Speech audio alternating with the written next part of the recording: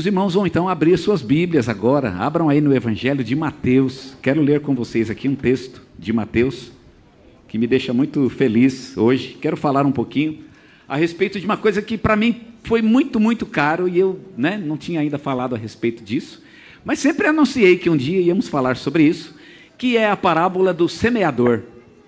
A parábola do semeador é uma das coisas mais incríveis que Jesus já falou nessa terra.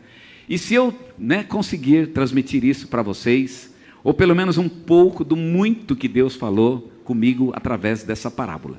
Ela está num capítulo muito especial da Bíblia, que é o capítulo 13 de Mateus. O capítulo 13 de Mateus, ele é uma joia preciosa, por vários motivos. Um deles é que o capítulo 13 de Mateus, ele encerra uma fase do ministério de Jesus e inicia uma outra fase. No capítulo 14, João Batista morre.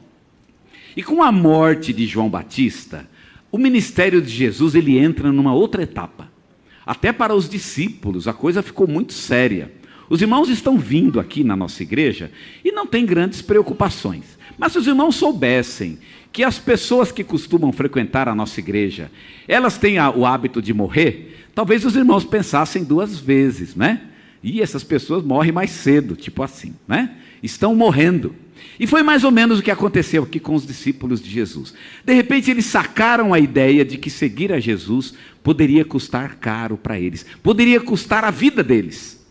E aí Jesus, e poderia inclusive custar a vida do próprio Jesus, como vocês sabem que acabou custando mesmo. E enfim, o capítulo 14 começa uma nova etapa onde Jesus vai falar especificamente sobre a cruz. E ele vai falar sobre a cruz, primeiro para mostrar sobre sua própria morte, que ele haveria de morrer numa cruz, mas também para preparar os discípulos para a cruz que eles próprios teriam de carregar. Eles próprios teriam de enfrentar a morte. Afinal, nenhum deles, exceto João, provavelmente, sobreviveu. Todos eles morreram mais cedo por amor a Cristo. Como é que Jesus ia falar isso para eles naquele momento? Então, a partir do capítulo 14, é uma lição muito importante, onde Jesus vai mostrar até o final do Evangelho que cada discípulo deve carregar a sua cruz. Mas até o capítulo 13, não. Até o capítulo 13 ainda é um pouco mais leve, um pouco mais light. E eu quero mostrar então esse final de sessão, que é o capítulo 13 de Mateus. Talvez no próximo domingo pela manhã eu fale sobre o capítulo 13 e como a parábola do semeador se encaixa nessa história. Hoje eu quero falar especificamente sobre a parábola e especificamente sobre a primeira semente somente. Aquela que caiu na beira do caminho. Eu quero falar apenas sobre ela e, se o Senhor nos permitir, nos próximos domingos vamos falar cada domingo sobre uma semente diferente. Mas hoje quero abordar somente a primeira delas. Onde está essa história? No capítulo 13 de Mateus, versículos 3 e 4. Embora o texto sobre o semeador, ele é um pouco mais longo, mas eu quero ficar somente na primeira semente, tá bom? É uma parábola de que um semeador sai a semear, e ele joga a semente em vários tipos de solos diferentes, e cada tipo de solo produz um resultado diferente daquela semente. Essa é basicamente a ideia da parábola. No capítulo 13, versos 3 e 4, diz assim: E de muitas coisas lhes falou por parábolas, e dizia: Eis que o semeador saiu a semear, e ao semear, uma parte caiu à beira do caminho, e vindo as aves, a comeram. Entenderam a história? É bem simples, não é? A semente caiu na beira do caminho, e aí as aves vieram e comeram aquela semente, tá bom? Então é uma parábola simples. Mas a parábola do semeador, ela tem uma coisa bem bacana e bem legal, que é a explicação da parábola. Nem toda parábola que Jesus contou, ele explicou. Teve algumas que não tiveram explicação, mas é muito legal que essa parábola especificamente, ele explicou. E os três evangelhos, Mateus, Marcos e Lucas, contam a explicação da parábola. Isso ajuda a gente a entender a parábola, porque eu não preciso ficar tentando adivinhar o que Jesus está querendo dizer. Ele próprio disse o que é que ele estava querendo dizer. Isso é muito bom, e eu quero mostrar a explicação dessa parábola, particularmente a explicação dessa semente que caiu na beira do caminho. Essa explicação está no mesmo capítulo 13, nos versículos 18 e 19. Veja o que Jesus fala sobre essa parábola. Atendei vós, pois, à parábola do semeador. Eu não quero aqui contradizer o Senhor, né? Longe de mim, mas ele chama a parábola do semeador. O semeador não é um bom nome para essa parábola. Na verdade, o semeador não é o principal personagem. O semeador quase que não tem nenhuma função na parábola. Existem duas coisas muito importantes na parábola. A semente é muito importante, mas mais importante do que tudo são os solos. Se a gente pudesse dar um nome para essa parábola, seria a parábola dos solos, na verdade, porque é sobre isso que Jesus quer falar. Ele quer falar sobre tipos de solos diferentes. O solo, como a gente vai ver, é o coração, e ele quer mostrar que cada pessoa tem um jeito diferente, um coração diferente. E quando o evangelho chega no coração, ele vai encontrar diferentes tipos de coração, e essa é a ideia. Veja o que ele diz sobre essa parábola, especificamente sobre a semente que caiu na beira do caminho. Atendei vós, pois, a parábola do semeador. A todos os que ouvem a palavra do reino e não a compreendem, vem o maligno e arrebata o que lhes foi semeado no coração. Este é o que foi semeado à beira do caminho. Bem, como eu disse para vocês, o solo é o coração e a semente é o evangelho. Então, o evangelho vem e é plantado no coração, de modo que existe uma relação entre o coração e o evangelho, do mesmo modo como existe uma relação entre a semente e o solo. Não sei por que você joga uma semente no solo e não nasce nada. Já aconteceu isso com vocês? Já aconteceu muito comigo. Eu jogo lá e cadê? Não nasceu. Ué, como não nasceu? Né? Ou então você joga e de repente nasceu alguma coisa, ficou algum tempo, não sobreviveu. Ou você joga lá, nasceu, brotou, cresceu, mas não deu fruto. Eu tenho lá um terreninho, na verdade a família da minha esposa tem um terreninho lá no Riacho Grande, perto do Riacho Grande, e a gente tinha uma casa lá no fundo, e tem uma grande faixa de terra lá, a gente semeava várias coisas, e pouco do que a gente semeou, a gente comeu do fruto. Comemos chuchu, para não falar que não comemos, né? Comemos chuchu. Mas chuchu eu acho que é covardia, porque acho que chuchu ele dá em qualquer lugar, na verdade, né? Penso eu, que é um tipo de fruta bem democrática. É a fruta que o brasileiro pode investir, porque qualquer lugar que você joga a semente, nasce o bendito do chuchu. E não é todo mundo que gosta de chuchu, eu particularmente adoro chuchu. Ainda bem que dava chuchu, não é? Mas a gente plantou muita coisa e simplesmente não comemos nada. A gente plantou acerola, por exemplo. Cadê essa? Nunca vi. Tinha um pé de abacate, nunca comi aquele abacate. Dava uns negocinhos pequenininhos, né? Que crescia um pouquinho, de repente já murchia, não sei. Não era uma terra boa para abacateiro, certamente. Eu não sei o que acontece, que entre a semente e o solo, às vezes dá um casamento bom, e outras vezes não dá um casamento bom. Como é que faz? Tem que ter uma ciência, não é assim. Uma pessoa que entende do assunto, ele sabe qual semente jogar em qual tipo de solo. Então, o que Jesus está querendo dizer é que existe uma relação entre o evangelho e o coração. E que o evangelho não funciona em qualquer lugar. Tem algum coração que o evangelho não vai funcionar. E aí eu fiquei com uma pergunta, mas por que o evangelho funciona em um lugar e não funciona no outro? Qual é o segredo? Como é que eu sei que uma terra é boa e uma terra não é boa? Para entender isso, a gente precisa entender o que Jesus tinha falado no capítulo anterior. No capítulo 12, ele tinha feito um ensino muito importante. E ele falou o seguinte no capítulo 12, versículo 33. Ele disse naquele lugar que o coração do homem é como uma árvore, que conforme a raiz pode ter um fruto bom ou pode ter um fruto mau. Ou você faz uma árvore boa e você tem um fruto bom, ou você tem uma árvore má que produz um mau fruto. E agora, na parábola do solo, eu começo a entender o que ele quer dizer. Quando o evangelho chega, depende do coração. Se você tem um coração bom, então o evangelho vai frutificar. Se você tem um coração mau, o evangelho não vai frutificar. Alguma coisa de ruim vai acontecer, não ruim com o evangelho, mas não vai dar certo. Você vai tentar, é muito boa vontade, mas boa vontade, nesse caso, não sei se funciona muito, né? O fato aqui é que há um tipo de coração, um tipo de bondade. E a gente começa a entender por que essa parábola ela é importante para nós. Porque ela mostra o tipo de coração onde o evangelho realmente funciona, onde ele frutifica. E você tem que saber qual que é o tipo de coração, porque se você quer servir a Deus, você vai querer ser o bom coração. Deus, eu quero ser o bom coração, pelo amor de Deus, não é? Eu tenho até que saber qual é o coração ruim, porque é exatamente o que eu não quero. Eu quero ter o coração bom, aquele que a semente germina e a semente frutifica. Essa semente que nós estudamos hoje e que nós vimos hoje, ela é a primeira semente. E é o tipo de coração menos favorável ao Evangelho. É o que menos dá certo. Jesus vai dar 4 tipos de coração, que são 4 tipos de solos diferentes. A semente cai no solo e, dependendo do solo, ela tem um resultado diferente. Eu já começo dizendo que esse aqui é o pior resultado.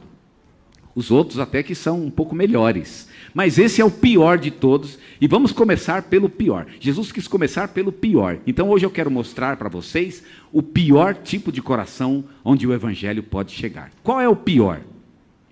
E eu quero então falar um pouquinho a respeito disso. E para entender então o que significa ser o pior coração no qual o Evangelho chega, eu tenho que entender o que significa semente à beira do caminho. Qual que é o pior tipo de coração possível para a frutificação do Evangelho? Onde o Evangelho não vai dar certo. Olha, não adianta, ele vai tentar, não vai funcionar. Por que não vai funcionar? Resposta de Jesus. Porque este coração é como se a semente caísse na beira do caminho. Se eu entender essa figura, eu terei entendido o que significa ser o pior coração. E é isso que eu quero fazer com vocês, entender o que significa semente à beira do caminho. O que significa semente à beira do caminho e por que esse coração é tão ruim? Jesus disse no capítulo 13, versículo 4, eis que o semeador saiu a semear, e ao semear, uma parte caiu à beira do caminho, e vindo as aves, a comeram. Eu até acho que as aves terem vindo comer, é porque estava na beira do caminho. Se fosse no campo, as árvores não teriam comido. Provavelmente porque na beira do caminho, que é uma terra batida, a semente não teve como entrar na terra. As aves do céu, elas veriam a semente e comeriam a semente mesmo no campo. Mas no campo a semente fica enterrada e as aves não veem a semente. Não é assim? Eu não sou um agricultor, não sou um expert nessa área, mas eu acho que não precisa ser muito esperto para saber que é assim que acontece. Lá no campo a semente fica enterrada, na beira do caminho não. Na beira do caminho ela fica à amostra. E é por isso que as aves do céu vêm e podem comer essa semente. O que significa isso? Primeira coisa, ser semeado à beira do caminho significa estar fora do controle de Deus. Fora do controle de Deus. Quando eu era menino, eu escutava uma frase, que não escuto mais hoje em dia, mas que faz muito sentido, que diz, o lavrador sábio, ele cerca a área que ele pode cuidar. Quer dizer, ele não sai jogando semente para todo lado. Qual é a área que eu posso cuidar? Não adianta, né? Que nem cachorro. O cachorro, ele anda pela rua e ele vai marcando território em tudo que é lugar. Já viu isso ou não? Às vezes você leva ele para passear lá no Max Pfeffer, lá, e lá no Max Pfeffer está marcando território. Mas por que esse cachorro marca território? Ele não vai controlar esse território. Por que ele marca território onde ele não pode controlar? Então vejam, aqui é a ideia de marcar o território onde se pode controlar. Então tem um território que o lavrador controla, que está debaixo do domínio dele. Aquele território é cuidado. Ele recebe água, recebe adubo, ele cuida. Digamos assim, que é a parte que o lavrador sabe que ele tem condições de cuidar. Cada lavrador de acordo com a sua capacidade. Uns conseguem cuidar de uma pequena área, outros de uma grande área, mas é fato que o lavrador cerca a área que ele pode controlar. Pois muito bem, a árvore que cai na beira do caminho, ela está fora do controle de Deus. Ela não está na área do controle. Ela está da cerca para fora. Não faz parte daquele projeto, daquele plano de Deus. É interessante que ela está perto do plano. Ela caminha junto com o plano. Ela, inclusive, está do lado ali, não é? Digamos que ela está muito perto do plano, anda junto com as sementes do plano, mas ela própria não está no plano. De alguma forma, essa semente não está debaixo do controle e da vontade de Deus. Segundo lugar, estar à beira do caminho significa que ela está constantemente, ela tem uma tendência de se afastar de Deus, por causa da ideia do caminho. O caminho, você tem o caminho e você tem o campo, são coisas diferentes. O que é o campo? O campo é o que eu uso para ir embora. Quando o lavrador quer ir embora, ele vai para a cidade, ele vai para outro lugar, ele usa o quê? O caminho. Não se usa campo para caminhar. Ninguém caminha no campo. Geralmente, se você vai no campo e começa a andar no campo, dá uma volta. E você vai dar uma volta exatamente no lugar onde está a lavoura, o lavrador vai ficar meio chateado com você, não é? Rapaz, mas tem a estrada para caminhar. Estrada é para isso mesmo, estrada é para caminhar, é para você ir. Campo é para ficar. Campo é lugar de trabalho, é onde o lavrador fica. Então a estrada é lugar de ir, de caminhar, de ir para longe, longe do campo. Estar à beira do caminho, e a ideia do caminho sugere isso, de que a pessoa tem uma tendência de se afastar do lugar onde ele deveria estar. É uma tendência que está no coração. Não sei porquê, ao invés de ficar atraído por aquela obra, por aquele projeto, por aquela ideia, por aquela ideologia, digamos assim, ele tem uma tendência de se afastar. Ele gostaria até, ele vem aqui e acha até bonito, mas parece que tem uma coisa no coração que não sei porquê, me puxa para a estrada. Né? Que nem a alma do artista, né? Como dizem as músicas, né? Da Tropicália, a alma do artista que gosta de ficar na estrada, porque gosta de viajar. Tem gente que gosta de viajar para longe da vontade de Deus, para longe do propósito de Deus. Ele sempre vive na estrada, não se estabelece na vontade de Deus. Não que a vontade de Deus seja que você fique parado no mesmo lugar, mas a vontade de Deus, ela sempre há de ser um lugar onde você se estabiliza. Não importa para onde eu vá, eu sempre estarei dentro da vontade de Deus.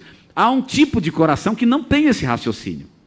E quando há uma chance, uma facilidade, quando ele se vê longe, se vê sozinho, ele tem uma tendência ao afastamento. Ao afastamento. Não é por outro motivo que você se conhece mais, quanto mais você consegue ficar sozinho. Quando você fica sozinho, é que você é aquilo que é. Longe dos olhos das pessoas, ou, segundo o teu entendimento, longe dos olhos de Deus. Estar na beira do caminho significa ter a tendência para o afastamento. Também estar à beira do caminho significa manter um relacionamento com o mundo e viver na fronteira entre Deus e o mundo. Eu não sei se dá uma espécie de regra, mas será que no campo não existe uma área do campo que é mais bem arada e de que talvez aquilo que está perto da estrada seja o menos cuidado? Se eu fosse lavrador, eu falo, olha, eu não tenho condição de cuidar do campo todo, eu vou relaxar em alguma coisa, eu relaxaria na beira da estrada. Você faria isso ou não? Por quê? Porque a beira da estrada é a fronteira. E de repente vai passar carro, e quando o carro passa, aquele fruto que está na beira da estrada, ele vai pegar vai pegar a fumaça dos carros, ou as pessoas vão passar na estrada, vão pegar as coisas. Então eu sei que o que está na beira da estrada está na fronteira. E eu não sei por que tem gente que gosta de ficar na fronteira. Ele nunca vai para o meio. Ele nunca se envolve de fato. Ele nunca quer realmente uma relação profunda com Deus. Não, eu quero ficar no meio do campo. Eu quero ficar lá no miolo, onde o negócio está, né? A coisa está fervendo, eu quero realmente estar no miolo da obra de Deus, no miolo da vontade de Deus. Não, ele sempre fica na fronteira. Por que ficar na fronteira? A ideia da fronteira é que eu quero a liberdade de dar um passo para fora, se for necessário. Quem sabe? E tem muita gente que às vezes está na igreja, fazendo a vontade de Deus, ou pelo menos pensa assim, mas ele sempre vive na fronteira com o mundo. Sempre vive na fronteira. Lembra de Sansão? Sansão tinha uma tendência, então você sabe para que era a tendência dele, não é? Ele tinha uma tendência que era meio normal entre os homens, mas parece que o negócio com ele era bem complicado, não é isso?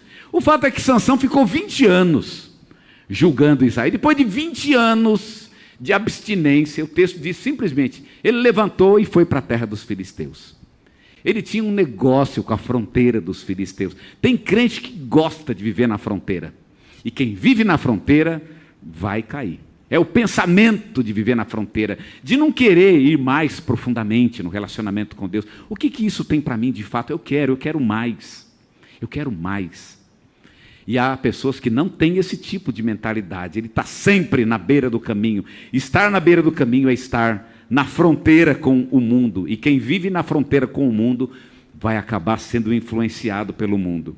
Mas tem também uma outra razão aqui. Os frutos de quem está na beira do caminho, não pertencem ao dono do campo. O fruto da beira do caminho pertence para quem está no caminho. Você está passando lá num pomar, né? Como você está na região, lá onde tem laranja, ou tem mangas, sei lá. E você está andando na beira do caminho, e você vê uma árvore que cresceu exatamente no caminho. E os frutos estão lá. Você não pegaria? Claro que você pegaria. Ou, né? Você não vai, às vezes você não pularia, e às vezes até pularia mesmo, né? Quem não resiste, né? Dá uma puladinha na cerca para pegar o fruto lá no campo, se está pertinho, claro, não é verdade? Ou então, se está próximo, enfiar a mão para pegar algum fruto lá. A gente fez isso, eu e minha esposa fizemos isso na Itália uma vez, né? A gente estava na região de Pisa e o nosso hotel ficava exatamente na região das fazendas. E a gente saiu para passear entre as fazendas e eram fazendas de cereja. Eu não sou exatamente um fã de cereja, minha esposa gosta mais do que eu, mas eram cerejas lindas e maravilhosas. E a gente não resistiu, como bons brasileiros, enfiar a mão lá e pegar algumas cerejas e comer aquelas cerejas. Eu não entraria na terra do homem, mas estava tão pertinho ali, não é isso? Sabe o que significa isso? Significa que os frutos não pertencem totalmente ao dono.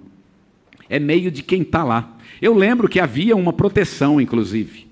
E naquele lugar tinha um buraco na proteção. Era sinal de que muita gente enfiava a mão por aquele buraco para pegar a cereja. E nós aproveitamos, já que tinha um buraco, né, para pegar um pouco daquela cereja, e foi uma benção. A gente não está contra a vontade de Deus, só para lembrar, porque a lei de Moisés, ela dizia que as árvores que ficavam na beira do caminho, e aqueles que ficavam na fronteira com o caminho, realmente pertenciam às pessoas que passavam pelo caminho. A lei de Moisés previa esse caso, e depois vocês vão estudar e vão descobrir isso lá. Então não foi contra, né? Nós não roubamos nada, seguimos rigorosamente a lei de Moisés ali. O fato, irmãos, é que aquele fruto não pertence à pessoa, não pertence ao dono do campo. Quem vive na fronteira, de quem é o seu fruto? Ele não sabe se é, às vezes o dono pode pegar. Mas às vezes quem passa na beira do caminho também pode pegar. Então de quem são os frutos? Você nunca sabe exatamente de quem esses frutos são. É um fruto que não pertencem totalmente a Deus. Será que Deus se agrada de que eu dê um fruto que não pertence totalmente a Ele? Um fruto que outros podem pegar? Será que Deus gosta disso? Pois muito bem, essa é a mentalidade e é o que significa estar à beira do caminho. Estar fora do controle de Deus, estar constantemente se afastando de Deus, manter um relacionamento com o mundo, na fronteira entre Deus e o mundo, e os frutos não pertencem totalmente a Deus. Muito bem, qual é o problema dessa pessoa? O que acontece nesse coração? Por que ele é tão ruim? E por que o evangelho não dá certo neste coração? Eu quero mostrar para vocês qual é exatamente a maldade desse coração. E para entender isso, eu tenho que entender o que Jesus disse lá em cima, quando ele fez a explicação dessa parábola. Ele disse, no capítulo 13, versos 18 e 19, atendei vós, pois, a parábola do semeador. A todos os que ouvem a palavra do reino e não a compreendem, vem o maligno e arrebata o que lhes foi semeado no coração. Este é o que foi semeado à beira do caminho. O que significam essas palavras? O que acontece? Qual é o mecanismo que funciona nesse coração? O que acontece com ele? E para entender esse coração, eu tenho que entender o capítulo 12, versículo 33 de Mateus, aonde Jesus diz o seguinte: ou fazeis a árvore boa e o seu fruto bom, ou a árvore má e o seu fruto mau, porque pelo fruto se conhece a árvore. Então, eu aqui tenho um coração que, na opinião de Jesus, é um coração mau, segundo o ensino de Jesus. E eu quero mostrar para vocês qual é exatamente a maldade desse coração e por que o evangelho nunca vai funcionar nessa vida. Nunca vai funcionar. Ele está perdendo tempo. Talvez não esteja perdendo tempo, porque quem sabe, né? O evangelho pode amolecer esse coração, mas é um coração duro. Enquanto estiver assim, o evangelho não funciona. Por quê? Eu quero analisar essa maldade com vocês.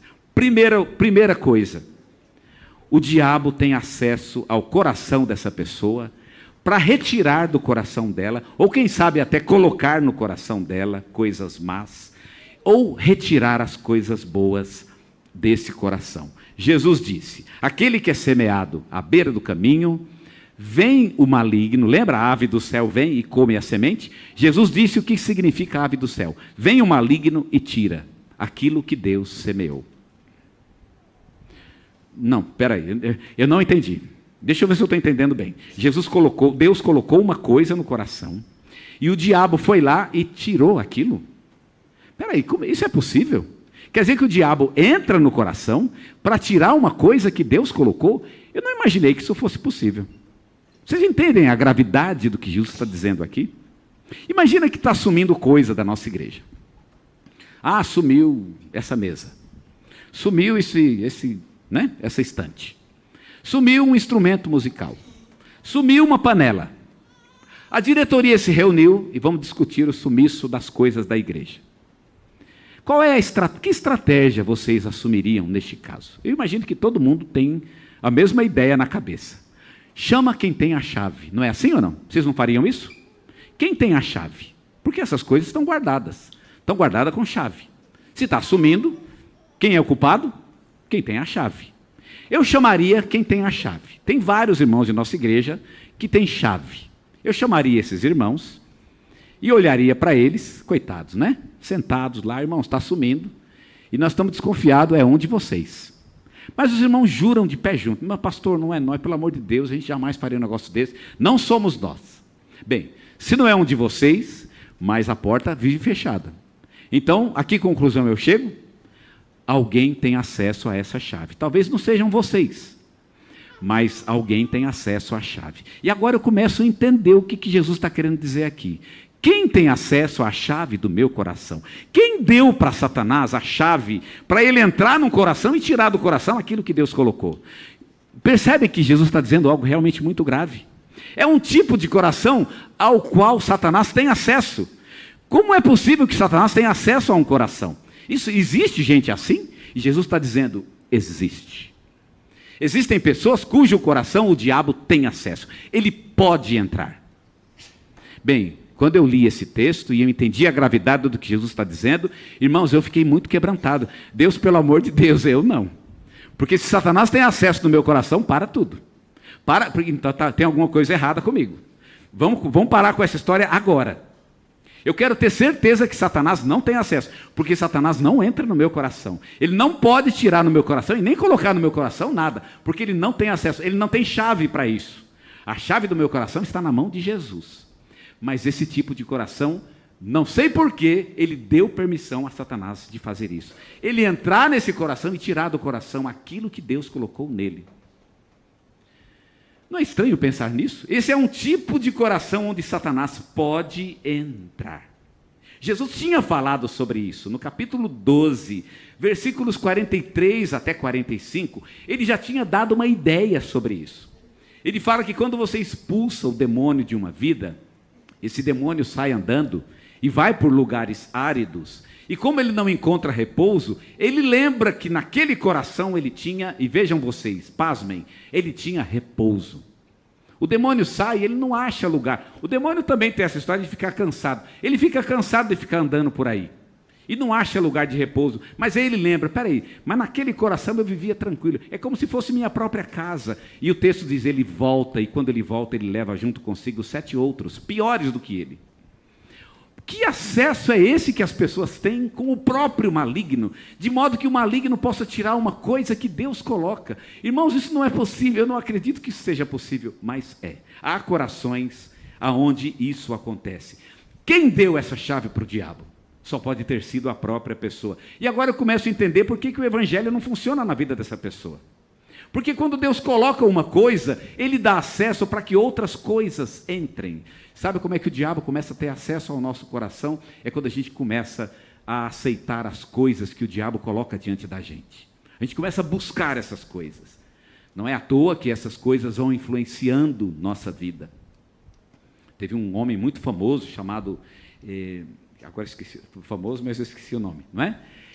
Vou lembrar daqui a pouco. Ele escreveu um livro a respeito do diabo e ele fez uma pesquisa sobre possessão demoníaca. E ele entrevistou pessoas que passaram por essa experiência. Entrevistou centenas de pessoas que tinham sido endemoniados para saber quem é o perfil do endemoniado, né? Olha que eu achei bacana a ideia. Eu não sei se eu não teria essa ideia, mas eu achei muito legal a ideia dele. Ele fez essa entrevista. E ele chegou numa conclusão, tem várias conclusões importantes, mas ele chegou numa conclusão que eu acho interessante. Primeira coisa, o endemoniado, ele é alcoólatra. A maioria dos endemoniados são alcoólatras, ou tem um tipo de vício. As drogas estão em terceiro lugar. Segundo, pornografia. E eu acho interessante que os vícios são as primeiras permissões que nós damos para que o diabo entre em nossa vida e domine em nossos corações. Vocês percebem? É esse tipo de coração onde o evangelho não funciona. A semente não vai frutificar, não tem como. E é isso que Jesus está tentando nos mostrar. Esse coração, neste coração, Satanás tem acesso para entrar e retirar aquilo que Deus coloca nele. Em segundo lugar, esse coração ele tem uma tendência à rebeldia. Eu não sei por que ele prefere ser rebelde. A rebeldia é uma escolha da gente. A gente poderia mudar as coisas sem rebeldia. Mas muita gente só muda as coisas e quer mudar o seu ambiente na base da rebeldia. Esse coração está fora do campo. E por isso está fora do propósito de Deus. E quando eu estou fora do propósito de Deus, sabe o que acontece? Eu fico muito mais vulnerável aos ataques de Satanás. O ataque do maligno acontece exatamente porque essa pessoa está fora do campo. Os frutos que ficam à beira do caminho não são do dono do campo, eles são daqueles que passam à beira do caminho. E Jesus está dizendo, os que passam à beira do caminho não são coisas boas, são eles que vão pegar esses frutos. Eles é que vão aproveitar daquilo que você constrói com tanto cuidado, com tanto carinho, são eles que aproveitam. Essa propriedade não é do dono, ela é de quem passa à beira do caminho. Rebeldia, de estar sempre fora do controle da vontade de Deus. Quem anda com Deus tem que aprender a baixar a cabeça. Quem não baixa a cabeça não vai se dar bem com o evangelho. Na palavra usa um termo chamado dura cerviz.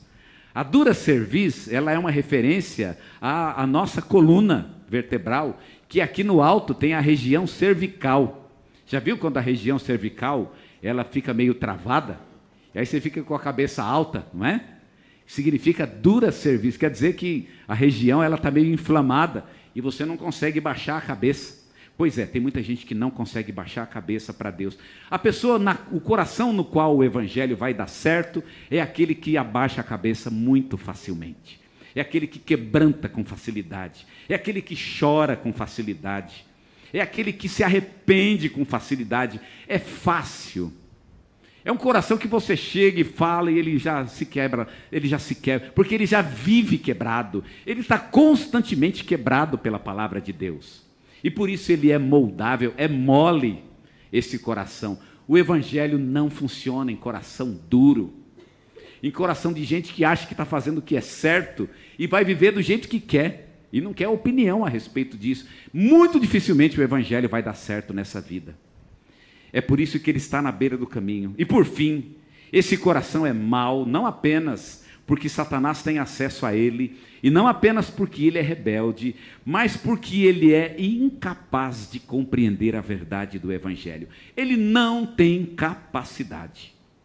Não tem capacidade. Jesus diz, eles não compreendem. Interessante que Jesus nem usa a palavra, eles não aceitam. Jesus fala, eles não entendem e não podem compreender. Tem coisa que realmente eu acho que eu sou incapaz. Mas eu levei muito tempo para admitir que eu sou incapaz. Irmãos, eu reluto com a minha incapacidade. Eu acho que algumas coisas realmente não tenho capacidade e não vou investir muito esforços nisso. Não vou conseguir. Mas para eu chegar no ponto de falar, olha, realmente eu não sou capaz, irmãos, eu briguei muito.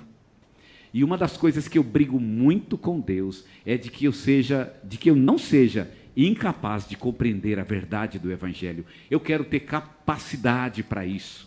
Mas essas pessoas não têm essa capacidade. Mateus capítulo 13, nesse mesmo capítulo, inclusive, versículos 14 e 15, Jesus diz o seguinte: de sorte que neles se cumpre a profecia de Isaías, ouvireis com os ouvidos e de modo nenhum entendereis. Não vai entender, não adianta. Você vai falar 1000 vezes o evangelho, não vai entender. Vereis com os olhos e de modo nenhum percebereis, porque o coração deste povo está endurecido. De mau grado ouviram com os ouvidos e fecharam os olhos, para não suceder que vejam com os olhos, ouçam com os ouvidos, entendam com o coração e se convertam e sejam por mim curados. Sabe o que está em jogo aqui? A pessoa não tem condição de entender, ele não entende. Tem gente que a gente tem que admitir que certas pessoas não vão entender algumas coisas. A gente tem essa briga com os nossos filhos, não é? Esse menino não entende matemática, ele nasceu para ser poeta. Eu acho que eu meio que nasci para ser poeta, por isso que eu não entendo matemática, não é? Nasci para... Não, isso aí não tem nada a ver com poesia, o negócio dele é número mesmo. Não é assim? A gente meio que aceita isso nos filhos. Vamos aguentar, vamos tolerar, vamos ficar na orelha dele. A gente vai insistindo, porque chega à conclusão que realmente ele nunca vai ser muito bom naquilo mesmo. Não tem problema. Agora, se isso se refere ao Evangelho, aí nós temos um grande problema na mão, porque o Evangelho eu deveria entender, o Evangelho deveria ser simples para mim, porque é algo do meu coração, da minha vida, eu deveria compreender o que Deus está falando, mas esse coração não entende. E por que não entende? Eu fiquei me perguntando, Deus, por que não entende? E Jesus sempre insiste nessa questão, não é o problema de aceitar, é o problema de entender. Mas para Jesus não há diferença entre aceitar e entender. Você entende quando você aceita. E você aceita quando você entende. Aliás, quando você aceita, você prova que você entendeu. E se você não aceita, você está provando que você não entendeu. Alguém, mas espera aí, não tem jeito de uma pessoa entender o Evangelho e não aceitar? Jesus disse, não, isso não é possível. Quem entende o Evangelho tem que aceitar. É uma obrigação do coração. É como você está com fome, ver a comida e não comer. Não é possível. Eu entendo que a comida é o melhor para mim, entendo que estou com fome, mas não vou comer a comida. Isso não tem a menor... Ele deve estar louco. Quem não aceita o Evangelho deve estar louco. É a única explicação possível. Bem, há uma outra explicação e nós não vamos falar sobre ela hoje, mas agora eu começo a entender por que Jesus, nesse mesmo capítulo, falou sobre a blasfêmia contra o Espírito Santo, que é exatamente entender e não aceitar. Sabe por que isso é uma blasfêmia? Porque isso não é possível. Não é possível entender o Evangelho e não aceitar. Se eu entender o que é o Evangelho, se minha mente se abrir para ele, é impossível que eu não o aceite. E se não aceitar, isso é uma blasfêmia. Você fez uma coisa que a própria mente é contra o próprio o processo da mente. A mente não funciona desse jeito. Porque o Evangelho é um bem. É um bem.